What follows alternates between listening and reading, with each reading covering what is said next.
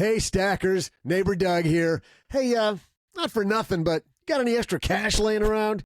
No, I'm not asking you for a loan, but a whole bunch of you guys have asked us what you should do to take advantage of these really high interest rates on savings accounts and treasuries and those sorts of things. Well, we just had a great discussion on the show in our headline segment about exactly that.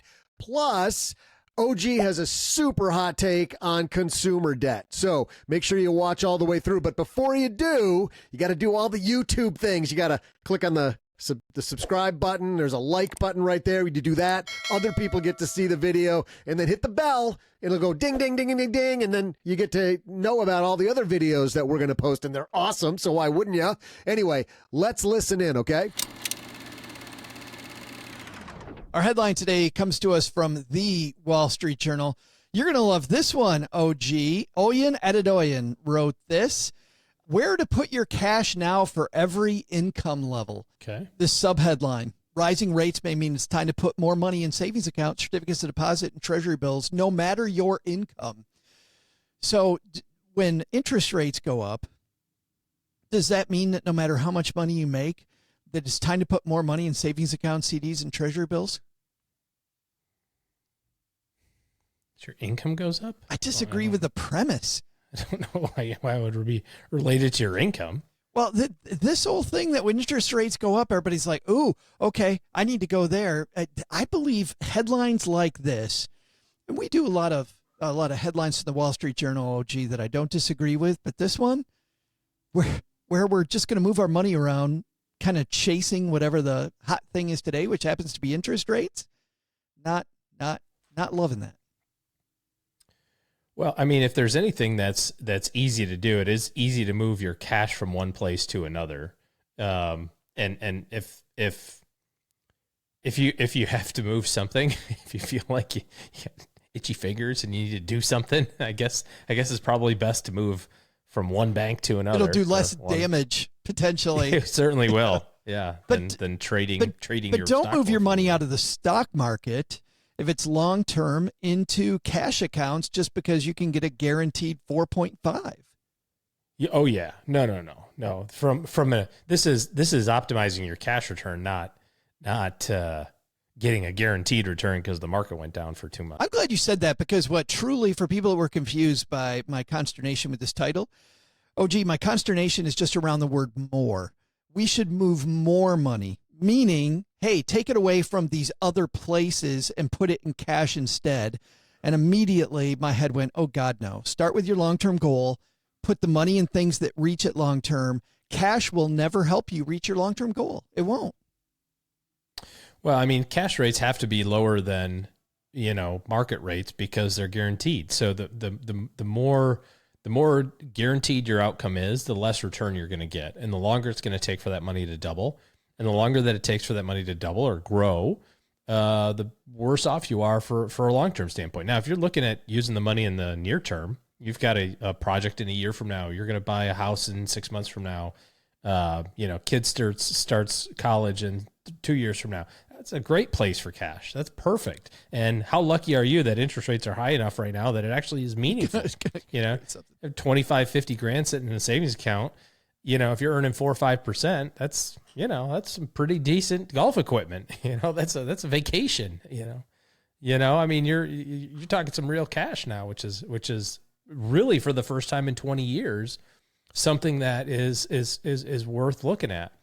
But if you're looking at your retirement plan and you're saying, oh, well, in July and August and first part of September here, the market's gone down. I don't like that. I'm going to take money out of my stock account and put it in cash. You're going to miss out in the long run.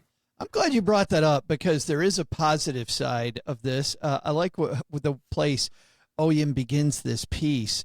Stop dwelling on what you've lost thanks to rising interest rates and take advantage of the opportunities they present. Rising interest rates, OG, to that point, are a double-edged sword. If you are in debt, rising interest rates are absolutely horrible. But if you're a saver, if you can put yourself on the other side of that equation, and now you're the person people want to borrow money from, now this is a boon for you. Like, higher interest rates creates a big difference between debtors and savers. And a day like today is a day that you want to be on the saving side of the equation. Yeah, if you can help it, absolutely. It doesn't matter what the interest rate is. You don't want to have consumer debt anyway. People say, well, I got this at 0% or something. It's such a slippery slope. You're trying to time out the interest payments or trying to time out the actual payments so you don't have to pay interest. It's such a hard thing to do right all the time. Eventually you're going to mess it up by missing a day or missing a month, or something bad's going to happen, and all of your lifetime of 0% are going to go away. But if now you got consumer debt, the interest rates are destroying you. Like, if you've got consumer debt and cash, you're a fool if you have cash. You need to pay off all of your consumer debt right now. And it is interesting because the Wall Street Journal goes through, what your different situation is. And level one is if you've got nothing to spare. Oyen writes, living paycheck to paycheck is now the norm for most Americans. Financial advisors urge those holding large amounts of debt to first pay down high interest balances. About half of people carrying credit card debt allow those balances to roll over in the next month, according to a recent bank rate survey. Credit card interest rates are at record highs, making that debt even more expensive to maintain. Putting money in a savings account with a 4.5% rate will help little if you haven't paid down your Visa balance that has a current average rate of 22.16. Exactly, OG, I think what you're referring to.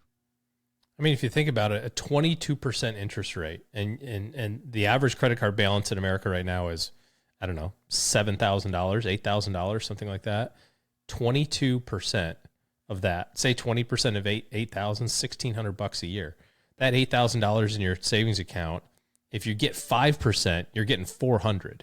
So you're upside down $1,200 a year by having money in your savings account. They say if you're living paycheck to paycheck, that you should have some money that's in an emergency fund.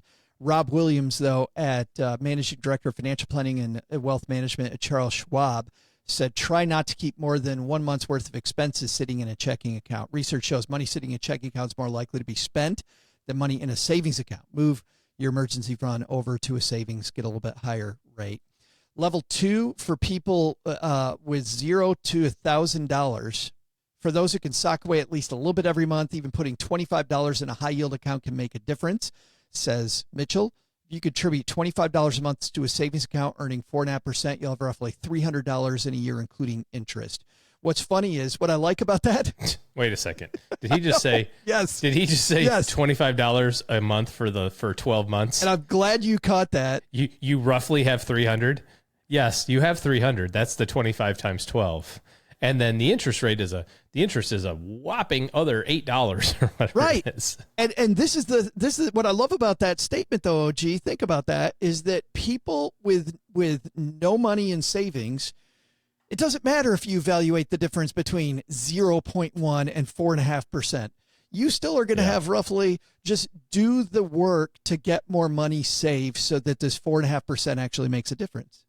Yeah. Yeah. No, that's a good observation. It's, we get wrapped up in in all of these decisions to optimize things.